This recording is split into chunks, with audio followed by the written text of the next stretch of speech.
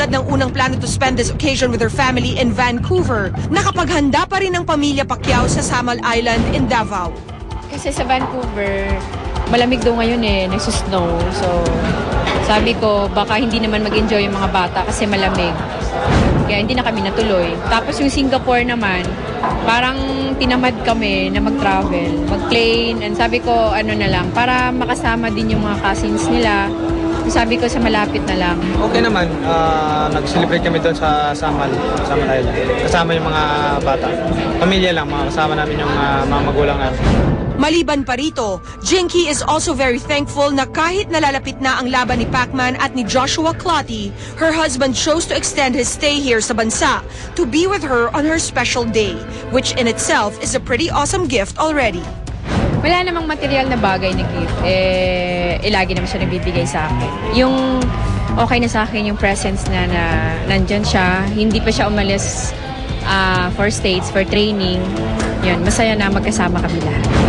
At ang isa pang lubos na ipinagpapasalamat ni Jinky ay ang mas tumatag pa nilang samahan ni Mommy Jonisha, who surprised even Jinky herself sa kung gaano katindi ang naging suporta niya sa gitna ng lahat ng mga intriga last year. Saging close kami, parang nakaka-relate kami sa aming mga experiences. Sa aming dalawa. Sobrang saya daw, sabi niya. Bilab ako sa iyo, Ma'am. Natanggap ko na. Na-feel niya daw ang pagmamahal ko sa kanila. Malakas ang loob ko sa anak ko. Malakas ang fighting spirit niya nga. Hindi ito niya magawa. Kasi andyan naman, wala naman siyang kailing. Andyan naman sa Jinky lahat ang kagandahan. Andyan naman. Ang ganda ang misis niya. May mga anak ko sila. Siyempre, narinig ko sa anak ko, talaga ang pagmamahal ko ng Mami, sabi niya. Ang pagmamahal ko sa mga pamilya ko, andyan nakapupos na.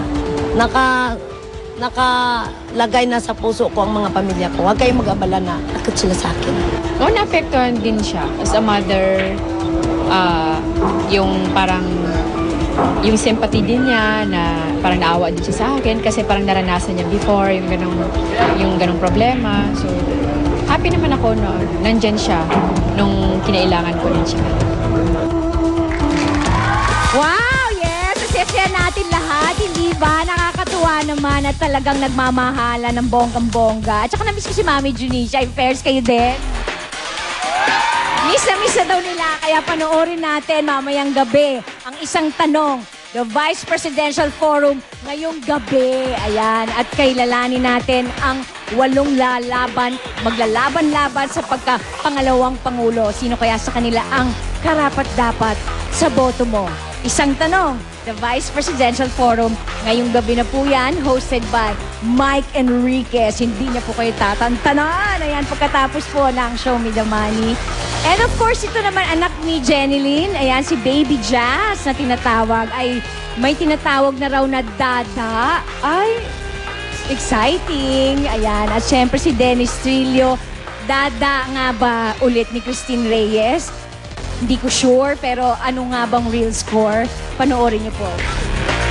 The biggest Kapuso stars are back together again in another major dramatic project. Sina Jenilyn Mercado at Dennis Trillo ang bibida sa upcoming GMA Drama Ramar series na Gumapang Ka sa Lusa. Maaga ang paghahanda sa nasabing GMA Sinonovela na this past week lang ay nagsimula ng mag-pictorial. Medyo matagal-tagal akong hindi nakagawa ng drama at eto ulit. Balik drama, balik panghapon, pero bagong partner. Sobrang excited ako. Kasi, syempre, makakatrabaho ko ulit si Jen and si Direk Mario yung magdidirect sa amin. Miss ko si Mark. Syempre naman. Kasi, syempre, ang haba rin ang pinagsamahan namin. Tsaka, parang ngayon lang ulit ako magpapalit ng katambal. So, medyo nakakapanibago. Medyo kinakabahan ako. Kasi siyempre si Dennis, napakagaling na aktor. It's been a while mula nang huling nagkasama sa isang soap sina Jen at Dennis. That's why they're both looking forward na maka-eksena muli ang isa't isa. Lalo na't kapwa silang dumaan sa maraming pagsubok since the last time they were together. Kahit sino naman, kahit ako, marami rin akong pinagdaanan. And yung mga pinagdaanan ko na yun, in a way, parang nagagamit ko rin yun para kung saan huhugutin yung mga emotions. And I'm sure sa mga pinagdaanan niya, sigurado ko na mas matinding dramatic actress na din siya ngayon. Kapwa rin nila sinagot ang mga panibagong isyong naglalabasan ngayon tungkol sa kanila. Si Dennis, nilinaw na papabalitang pakikipagbalikan niya umano kay Christine Reyes matapos itong makitang kasama sa isang bar ang aktres at ka-holding hands pa ito. Kaibigan siya ng mga kapatid ko, and ikataon lang, sinama nila ako kasi wala naman akong ginagawa. And sa tingin ko, wala naman masama doon. Ano naman ngayon, di ba? Wala naman akong asawa. Ano naman ngayon yung lumabas ako? Hindi naman ibig sabihin na lumabas kami or nagkita kami sa labas, kami na ulit. Masaya kami ngayon sa mga estado namin na, yung sariling estado namin sa buhay. And ayaw na namin gawing komplikado yun. Siguro mas okay na ganito, kaya na lang na ganito.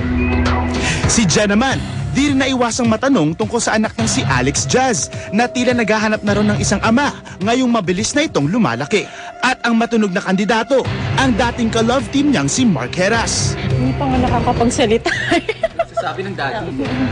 Kaibigan ko naman si Mark. Lagi naman nang nakasuporta yun sa akin. In God's time. Sa ngayon, wala. Bata pa naman ako. Hindi pa naman ako kailangan Hindi pa ako nagmamadali. Siguro darating talaga yung tamang... Sa ngayon, pareho na lang gustong mag-focus nina Jen at Dennis sa kani-kanilang mga career, which means their love lives can take a backseat for now. Pinaprioritize ko muna yung family ko tsaka yung career ko. Sa ngayon, wala muna. Ngayon kasi, iba eh. Kasi kailangan paghandaan din yung future ni AJ. Tsaka lahat naka-planned lahat ng mga dapat kong gawin. Mas masarap na mahirap. Masarap kasi wala akong ibang iniintindi kundi yung family ko lang. Tapos career ko lang. Yan, that's it. Tapos wala na akong walang ibang commitment. Ako, gusto ko lang magtrabaho at mag-ipon na mag-ipon. At sa pagbabalik nila sa GMA Drama-Rama, Jen and Dennis both promise to deliver another quality performance para sa ating mga kapuso. Isa to sa mga pinaka-intense na characters na gagampanan ko for TV. May pagka-offbeat na konti. May pagka-assassin ako dito, tapos na-train ako sa kulungan. Kahit kami na-excite kami, daming mangyayaring mga hindi nila in-expect. Tutukan! Babaeng mula mismo sa bahay ng mga Austria, may ibubunyag tungkol sa panunugod daw ni Chris Aquino sa babaeng nalilink daw kay James Yap.